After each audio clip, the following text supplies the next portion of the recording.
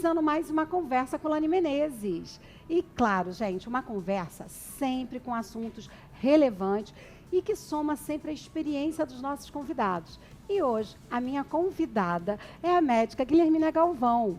Ela é idealizadora, ela é supervisora do Programa de Atenção Domiciliar ao Idoso, conhecido como PAD, né, da Ilha do Governador.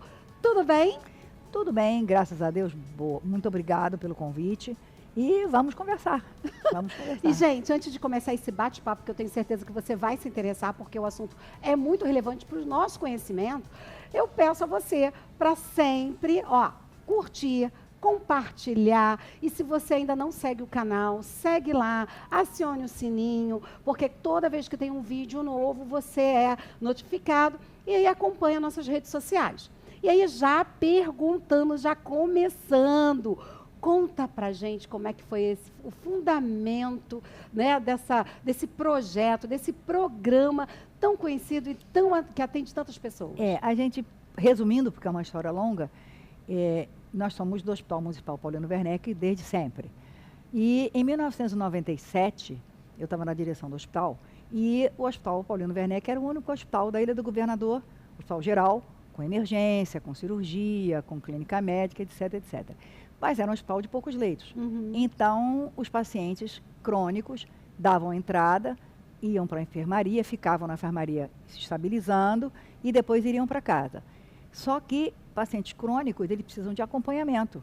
E naquela época, em 97, as unidades básicas eram muito precárias mesmo. Os postos eram muito precários. Então, o que acontecia era sempre a mesma coisa. O paciente dava entrada, eu costumo dizer sempre como o exemplo clássico. Um paciente idoso faz um AVC, um acidente vascular cerebral, e fica acamado, estabiliza e ia para casa. O ideal seria que ele fosse continuar sendo atendido, só que os postos, naquela época, não tinham condição. O paciente, para conseguir uma vaga de uma consulta, era uma coisa difícil, etc, etc. Aí aquele paciente voltava para a emergência com comorbidades, com infecção urinária, com pneumonias, etc, etc. De novo, ocupava o leito do hospital. Uhum. E então, na época, eu tinha um amigo que era do INCA, e que o INCA sempre fez o atendimento domiciliar dos pacientes crônicos dele. Aí a gente, uma vez em reunião com os médicos, a gente perguntou, como é que a gente vai fazer? Aí foi a ideia mágica. Se o paciente não pode ir no posto, a gente pode ir lá. Como é que a gente vai fazer? Aí nós pegamos o know-how do pessoal do INCA e aí criamos uma equipe, era um médico, um enfermeiro, técnico de enfermagem, um fisioterapeuta e uma assistente social, que eram do Paulino Werneck, éramos todos os estatutários do Paulino Werneck e faltava como ir. Uhum. Aí no início íamos com carro nosso. Aí, carro pessoal mesmo? Pessoal, nosso, cada um com seu carro. Aí depois um empresário aqui da Ilha do Governador, que é amigo nosso, já era amigo nosso, ofereceu um carro emprestado e de preferência não adesivado, porque era o dono o César Gato, que é da funerária em frente ao Paulino Werneck. A gente dizia, não, por favor, não adesivado. E a gente brincava e tal, ele nos emprestou um Chevette. Então nós começamos com um Chevette. E aí fizemos a parte de número, estatística, planilha. Tudo isso para mostrar que valeria O mais importante, eu fiz o levantamento do custo de um paciente no leito do Paulino Werneck. O custo dia de um paciente. Eu, graças a Deus, já tinha feito os cursos da ENSP, da Fiocruz. Então, nós levantamos o custo um dia de um paciente acamado no Paulino Werneck. E fizemos o cálculo de quanto custaria se ele ficasse em casa e a equipe indo lá. E ficou óbvio a diferença. Eu sei que a gente não vai falar do número, mas a gente está falando em relatividade de percentual em torno de quê? 30, 40, 50? 70%. 70% mais barato. Mais barato, exatamente. E aí, na ocasião, nós fizemos um projeto, levamos ao então secretário de saúde, que era o Dr. Ronaldo Gazola, e que ele disse para nós exatamente o seguinte: pensa grande, começa pequeno, mas começa. Vamos lá. E começamos. Aí ganhamos uma Kombi, a Unimed nos deu uma Kombi. Eu me lembro perfeitamente, nós apresentávamos em tudo quanto é seminário, simpósio, etc. Aí um profissional da Unimed me perguntou, doutor, o que a senhora precisa? Eu digo, preciso de um veículo. É o que a gente precisa. Nós todos os estatutários, já temos um emprego, temos um hospital, precisamos de um veículo. Aí nós ganhamos uma Kombi E a Kombi do PAD foi circular na ilha durante muitos anos. Aí, com o tempo, em 2010, isso em 97, em 2010, a Prefeitura da cidade do Rio de Janeiro decidiu expandir o PAD para os outros hospitais.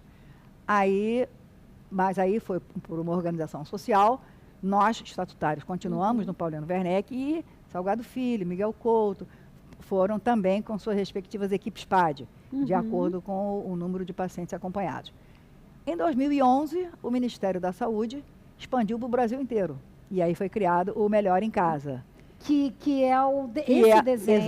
Exatamente da mesma forma, com protocolos próprios, mas exatamente a mesma coisa.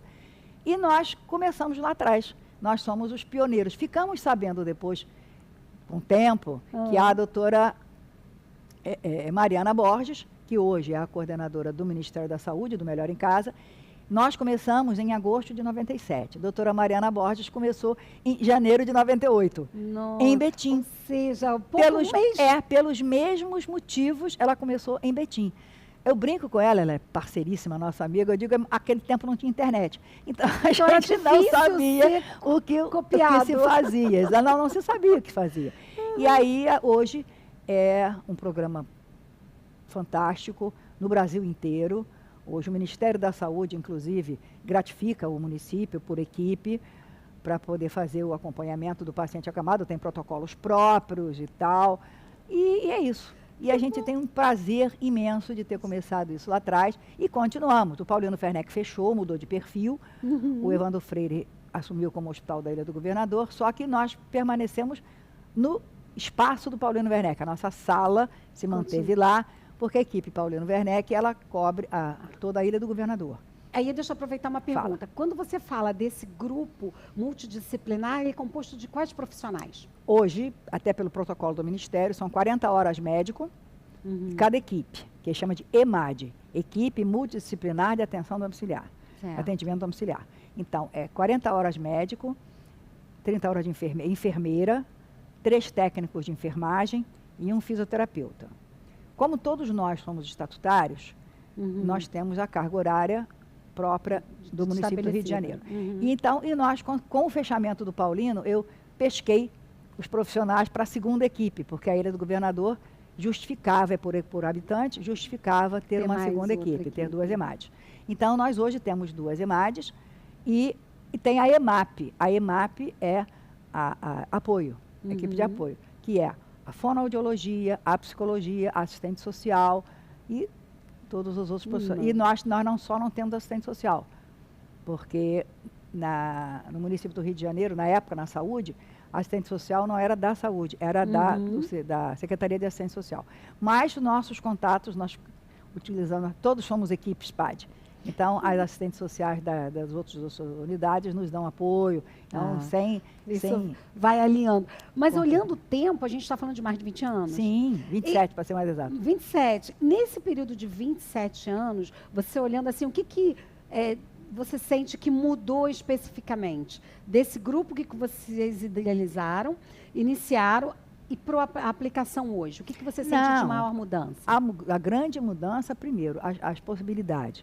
Nós hoje temos 3 veículos para poder levar as equipes, os profissionais, para poder agilizar o atendimento.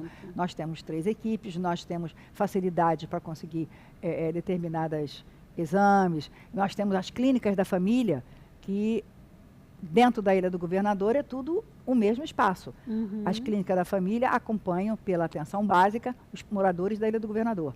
E, por exemplo, se nós temos um paciente que mora na descrição do Cacuia, esse paciente vai ser nosso e vai ser do PAN, Newton Alves Cardoso, a clínica da família Newton Alves Cardoso. E a gente tem um diálogo muito bom com todas as unidades, porque o paciente é nosso.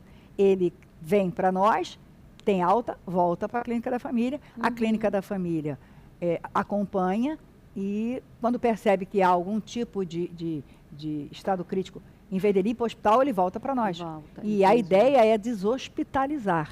A ideia é não deixar o paciente no hospital. Não só pela questão custo, mas principalmente pela questão de saúde. É porque você tem mais facilidade de você ter exato, infecção. o paciente frágil, a imunidade é baixa. Então, além da questão psicológica, sim, né? além do psicológico, da família, etc. Então, é uma coisa muito gratificante, porque a gente participa com a família participa conosco. Então, nós passamos um período, enquanto o hospital estava fechado, nós tínhamos alguma dificuldade, mas agora não, agora nós estamos com o nosso espaço, a nossa sala, e aí a gente... Esse amor, você é médica? Sou. A sua formação inicial e a especialização médica foi qual? Aí é que tá, eu sempre quis ser médica. Tenho uma história de vida complicada, de família, de pobre, etc, etc, etc. Eu sempre trabalhei, sempre precisei trabalhar, e eu sempre quis ser médica.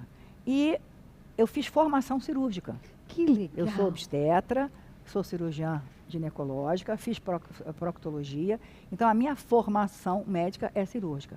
Mas na ENSP, na Fiocruz, eu fiz saúde pública, eu fiz toda a parte de especialização de saúde. Por isso essa percepção fácil de você observar a necessidade do paciente. Porque o paciente cirúrgico, ele é um paciente. Ele é passível de precisar de um clínico, de precisar de um cardiologista. De dar uma continuidade àquele tratamento. Exatamente. E o paciente crônico, que é o nosso foco, que foi o nosso foco desde então, porque o Paulino tinha poucos leitos, e esse paciente crônico ocupava um leito durante muito tempo, o que é ruim para ele era ruim para o hospital. Então, o paciente crônico, ele precisa de cuidados especiais. E o PAD dá esses cuidados especiais. Permite que a equipe o atenda no domicílio e dê suporte para a família, qualifica a família para como cuidar, ensina a família, capacita a família como cuidar. Fica até como um olhar de fora também para aquela família. Sim, né? Até sim, se tiver alguma situação onde possa existir alguma violência contra esse idoso, com certeza. Vocês conseguem ter essa percepção. Com certeza, você tem um olhar muito mais amplo, inclusive de auxílio ao familiar, ao cuidador. Nós antigamente estamos pensando em voltar, o grupo cuidando do cuidador, cuidando de quem cuida, porque é necessário. É importante. Então, tudo isso no acontecimento do todo dia, do cotidiano. Doutora, eu tenho um pai que fez ontem 90 anos e uma mãe de 86. E assim, o ano passado foi a primeira vez com 89 anos que meu pai ficou doente. E eu tive muita dificuldade no início de identificar e perceber o quanto era complicado uma família com doença dentro de casa. Porque eu sou filha única. E é só você. Sou eu. E ali eu me perdi, eu tive que ter muito apoio. Claro. Né? E agora eu consigo elaborar melhor a dinâmica da casa. Com certeza. Então, como é importante esse olhar. Né? Eu senti muita falta disso, que eles não moram na ilha, eles moram lá pro lado do Maracanã. Mas, assim, essa ida, essa identificação. E aí eu tive que começar a buscar na clínica da família, tem algum fisioterapeuta que pode lá, e aí orientou. Então, a gente começa a ter um pouco mais de percepção. Por isso que eu falei bastante, gente, sobre a importância desse bate-papo. Porque, às vezes, a gente não olha, né? E a gente está dentro de um país que está numa tendência muito grande do sim. E a gente precisa cuidar para ter uma saúde melhor, para ter uma condição, né? Se você me permite, a gente está num país que está envelhecendo e que precisa envelhecer com qualidade. Então, enquanto você não envelhecer, cuide da sua própria saúde, para que quando você estiver mais idoso, a sua saúde não esteja tão precária. Isso é importante também. Agora, uma vez estando já numa situação precária, é necessário que se tenha o apoio. As clínicas da família no Rio de Janeiro foram de uma importância fundamental. Muito grande. Porque a clínica família dá o apoio à família, e em especial àquele paciente acamado. Mesmo que ele já não tenha mais o acompanhamento do PAD, mesmo que ele já tenha tido alto acompanhamento do PAD, a clínica da família continua acompanhando, e a gente aqui na ilha tem essa facilidade de que, claro, ele vai continuar idoso e vai continuar doente. Então, a qualquer sinal de descompensação, a clínica da família entra em contato conosco para que a gente entre no circuito, para que ele não precise internar, para que não precise ir ao hospital. Voltar. E assim, talvez, cair mais a sua condição de saúde, né? Exatamente. Isso vale para o Rio de Janeiro inteiro, o município todo. O Salgado Filho, Francisco da Silva Teles, Miguel Couto, todos têm o PAD trabalhando dentro dessa mesma dinâmica. Nossa, quando, né, eu li nessa própria retorno, aí a minha pergunta vai ser isso. Como é que ficou o coraçãozinho com o retorno da maternidade Pauline Werneck? Não, foi muito bom, porque eu sou obstetra. E aí, muito ter bom, visto exato. ficar um tempo fechado, depois abrir, foi tão, né? Foi muito gratificante, foi muito bom mesmo.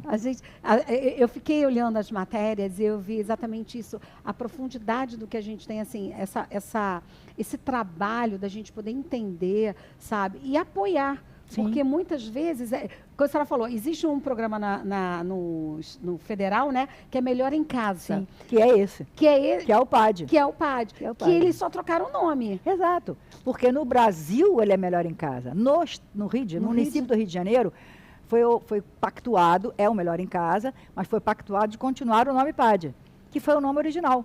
Então, é o Melhor em Casa. Nós temos um trabalho de assessoria com o município de Maricá, que eu também trabalho lá no município de Maricá. Lá eles são Melhor em Casa, porque eles já começaram Melhor em Casa. Então, um SAD Melhor em Casa. Mas como aqui no Rio nós fomos os pioneiros... Ou seja, foi o projeto piloto. Sim, aqui no Rio que viabilizou, que fez toda a medição financeira no sentido de falar, olha, eu tenho aí quase 70% né, de redução de custo, e aí foi espalhando isso. Claro, e hoje tem no Brasil inteiro. Programa federal. No Brasil inteiro. Nossa, é muito legal. E a escolha? A senhora começou falando assim, eu tive uma história, né? Porque o nosso bate-papo também não é só do projeto, mas também do ser humano, da Guilhermina Galvão, que tem toda essa paixão aí que a gente hoje usufrui dessa possibilidade do seu olhar. Como é que olhando o passado, dessa formação e olhando as formações atuais na medicina, como é que é visto esse olhar para o outro? Por que eu estou lhe falando isso?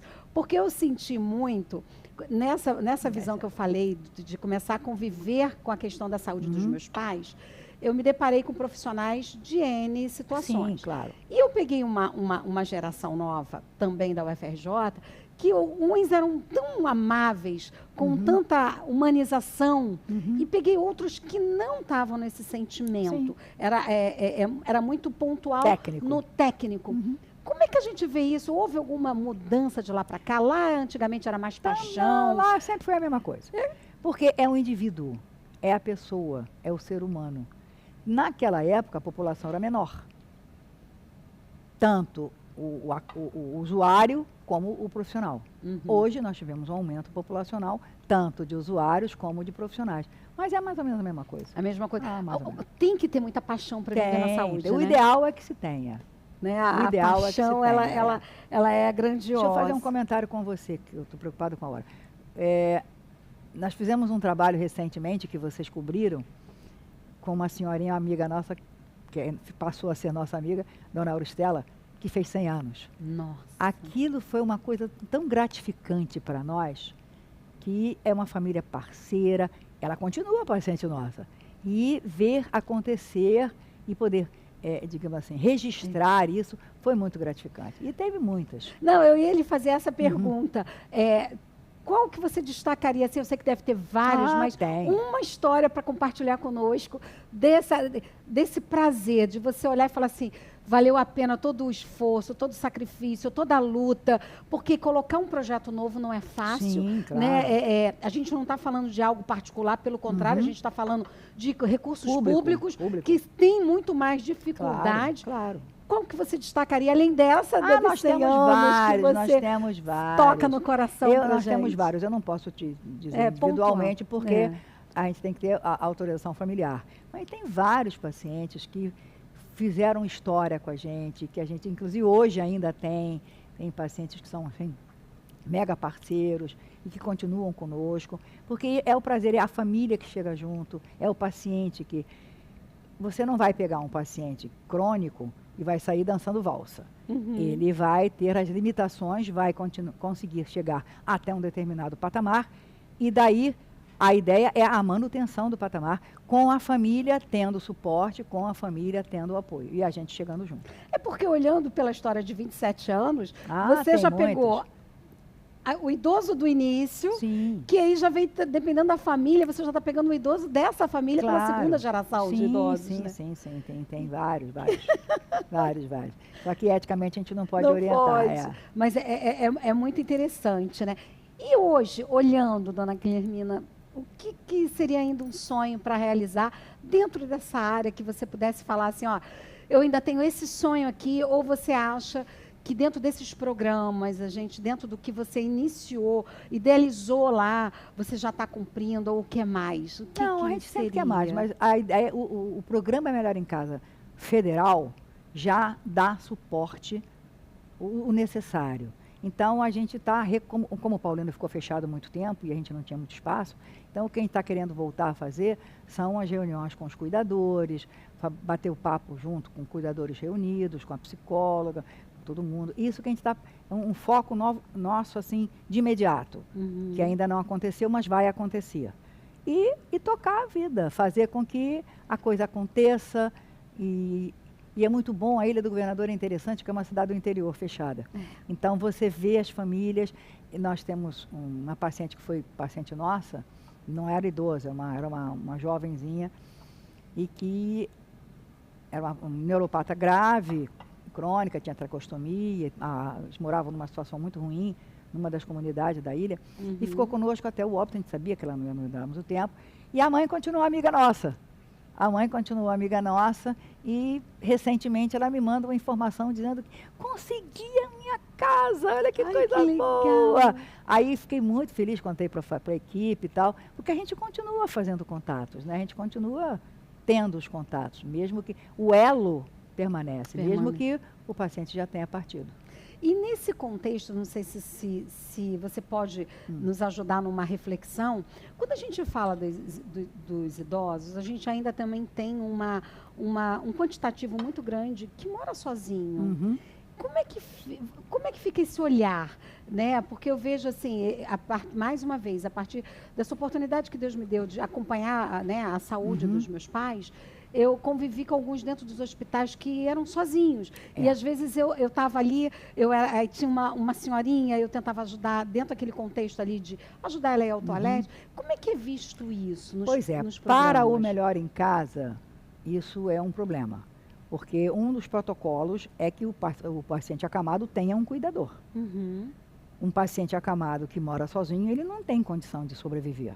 Então, quando a gente identifica, aí a gente tem protocolos, avisar o Ministério Público, aí a coisa adquire um outro olhar, um outro volume. O Melhor em Casa, ele foca no paciente acamado ou semi-acamado e que tem uma estrutura familiar mínima, básica. E aí tem outros recursos e tal, aí a gente toca. Consegue dar a direção. E para quem vai estar ouvindo a gente, que ainda não conhece o programa, como é que se chega no programa? Bom, hoje, tanto o da ilha como todos os outros, é via SUS. Via SUS. Ou um hospital do município do Rio de Janeiro, ou uma clínica da família. A equipe, o hospital identifica um paciente internado, acamado, que tenha perfil, aí ele manda via CISREG para o PAD da região, da área, e a gente recebe via CISREG e a gente acompanha. No nosso caso aqui na ilha, quando a gente recebe um paciente, por exemplo, um paciente que foi daqui da ilha, mas está no Salgado Filho. Aí o Salgado Filho manda para nós. Aí a gente vê o endereço, vê onde é que está, faz a visita, aí identifica a clínica da família a qual ele é adscrito. Então a gente faz o contato e é via SUS sempre, seja ou do hospital ou da clínica da família. Ou da clínica da família. É. E essa visita, essa frequência, depende do estado, da saúde. Mas, em média, gente, tendo de um idoso que aparentemente, né, já não está acamado, já saiu do hospital. A gente está falando de uma frequência o quê? Mensal? Não, depende. De Ele é acamado no hospital e é acamado em casa. Ele vai para casa acamado. Então, dependendo da circunstância, se ele conseguir, se tiver condições clínicas de evoluir de tal forma que ele consiga deixar de ser acamado, aí ele passa para a clínica da família que vai dar continuidade. Se ele vai continuar acamado, ele vai continuar pelo PAD e com a clínica da família, até a família estar devidamente capacitada de cuidar, e aí a gente dá alta e a clínica da família continua. Dá continuidade. Dá continuidade. Nossa, gente, eu tô bem emocionada assim. É muito gratificante, devo te dizer que é muito lindo, gratificante. A senhora está contando e sabendo que está dando, né, uma sobrevida para essas pessoas. É muito gratificante, com qualidade, né? Exatamente. O importante é a qualidade. E pra gente, eu sei que você está aí com eu tô olhada aqui, tô corrida. Me fala pra gente ir concluindo, eu imagino, e agradeço demais a sua presença. O que a senhora falaria ali para fechar esse nosso bate-papo quanto ao PAD? O que a senhora falaria? Eu acho que o PAD, ele foi uma coisa que foi nascido do grupo, que viu uma necessidade e foi sendo construído na medida do tempo, na medida das condições. Fundamentalmente é SUS, ou seja, é direito de todos, é gratuito. Então, o SUS tem por obrigação, no próprio conceito de SUS, de cuidar das necessidades do usuário. E a gente construiu nesse período, e a construção é permanente, aqui no Rio de Janeiro, no município do Rio de Janeiro, com as clínicas da família, que também acompanham os usuários, e a ideia digamos assim, a gente não diz que fechamos o sonho porque não fecha, porque é um crescimento contínuo e sempre acontecem novas coisas, sempre surgem novas tecnologias, sempre surgem novas formas, e a gente está construindo e vamos caminhando, fazer cada vez melhor. Que bom. Gente, eu sei que ela está muito corrida, por isso a gente está fazendo rapidinho, mas a gente não podia deixar de trazer esse assunto, essa conversa sobre o PAD aqui para vocês que não conhecem, por favor, conheçam, tem o direito, como ela falou, dentro do contexto, né, se enquadrar nessa tem composição. Protocolos. Não, é importante, porque os protocolos são feitos do Ministério da Saúde, porque, primeiro, o paciente ele tem que estar dentro dos critérios clínicos do PAD. Já aconteceu há muitos anos atrás, a gente faz uma entrevista e tal, aí o familiar, há muitos anos mesmo, o Paulinho estava aberto ainda. Não, minha mãe é acamada, não sei o quê, tarará. Aí eu, inclusive, fui fazer a visita, quem veio abrir a porta foi a paciente, que estava de vassoura na mão. Ah, meu Deus! Então, é importante que os protocolos sejam reais, porque aí você usa o recurso com realmente quem precisa. Para quem tem necessidade. Os protocolos do Ministério da Saúde do Melhor em Casa, e que tenha cuidador, e um cuidador que seja responsável, que assuma, e que possa, por exemplo, a equipe avisa, tal dia é programada a visita, aí vai lá, o cuidador tem que estar presente para poder receber não só a equipe, mas como também as informações, que vão estar sendo os protocolos, aquilo que está sendo feito, medicação, que medicação é sempre via SUS, etc, etc. Ok. Então, só agradeço mais uma vez. Eu agradeço a você, desculpe a correria, o William Notícias, como sempre, nos acompanhando sempre, e nós estamos agora na nossa base, lá no Paulino Werneck, onde todo mundo conhece, estamos lá para eventualidades e circunstâncias de tirar dúvida, e vamos tocando. Que bom, e vamos que bom. Tocando. E parabéns mais uma vez por muito esse obrigada. amor. Mas é todo mundo, é equipe. Essa equipe. A gente só inventou a moda. Não, mas olha que grande invenção maravilhosa. Porque se nós tivéssemos profissionais que olhassem sempre com esse olhar crítico, de melhorar não só a condição do hospital, porque está ali um custo muito alto, claro. E principalmente olhando para o paciente, a gente estaria muito bem, né? Claro. Então foi a partir desse olhar de paixão, de amor, de respeito por aquele ser humano que a gente está tendo aí um projeto tão bonito. Se você me permite, só para fechar, o que nos enche de orgulho e que nos emociona, que aquilo que foi uma ideia maluca de um hospital pequenininho da Ilha do Governador, hoje é o Brasil inteiro. É o Brasil. Hoje é o Brasil inteiro.